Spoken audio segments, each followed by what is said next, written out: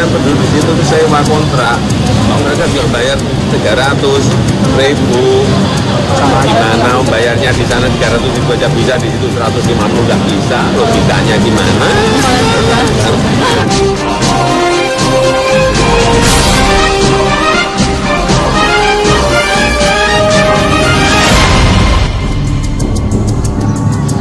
Inilah tempat tinggal baru bagi sekitar 1.800 korban banjir Muara Baru. Rumah susun Marunda, Jakarta Utara memang dibuat sebagai tempat tinggal warga Muara Baru dan Pluit yang sedianya menempati pemukiman di areal Waduk Pluit. Mereka terpaksa direlokasi dari kawasan Pluit karena pemerintah akan memfungsikan kembali Waduk Pluit sebagai tempat penampungan banjir di ibu kota. Sayang, ketidaksiapan sarana dan prasarana Rusun Marunda membuat beberapa penghuninya mengeluh. Salah satunya tentang ketidaklancaran pasokan air bersih yang mengalir ke unit mereka.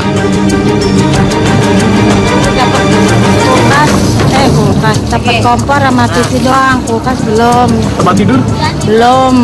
Katanya sih mau diadain, tapi belum datang. Kalau air semuanya ada? Apa mereka katanya sempat mati ya? Nah, kadang-kadang airnya mati, kadang-kadang jalan, nggak lancar gitu jalannya. Ini cucian dari banjir kan banyak saya ya, jadinya numpuk terus. Kalau fasilitas yang lain Bu, mungkin kayak seperti tempat tidur itu udah dapat belum sih Bu sebenarnya? Belum, ini. Menanggapi keluhan warga, pengelola rusun tidak dapat berbuat banyak. Keterbatasan sumber daya manusia dan kesulitan mendapatkan bahan material membuatnya harus meminta penghuni rusun untuk lebih bersabar. Pompa air yang bekerja saat ini masih manual. Air harus ditampung terlebih dahulu di bak penampungan air, baru kemudian didistribusikan ke masing-masing unit. Intinya bahwa kami belum pasang otomatisnya, tapi dalam hari ini baru kami usahakan untuk pasangan otomatis dari pompa tersebut. Oke, kira-kira perbaikan atau pemasangan otomatis itu sampai berapa lama? Kurang lebih 2 hari ya, tinggal kita ada barang tersedia atau enggak. Pemprov DKI Jakarta memang ingin menuntaskan relokasi warga Pluit dan Muara Baru untuk menempati Rusun Marunda. Untuk melancarkan rencana ini, mereka pun tidak segan memutasi pegawainya yang dianggap lalai atau lamban membantu warga untuk proses relokasi. Setelah terbukti menghambat proses relokasi warga ke Rusun Marunda, Pemprov DKI mengganti Kepala Unit Pelaksana Teknis Rusun Wilayah 1. Penggantian posisi ini dilakukan menindaklanjuti banyaknya keluhan warga yang akan pindah ke Rusun Marunda maupun yang sudah tinggal di Rusun ini. Seperti di salah satu unit ini, di mana warga sudah tidak mendapatkan pasokan air sejak 4 hari yang lalu.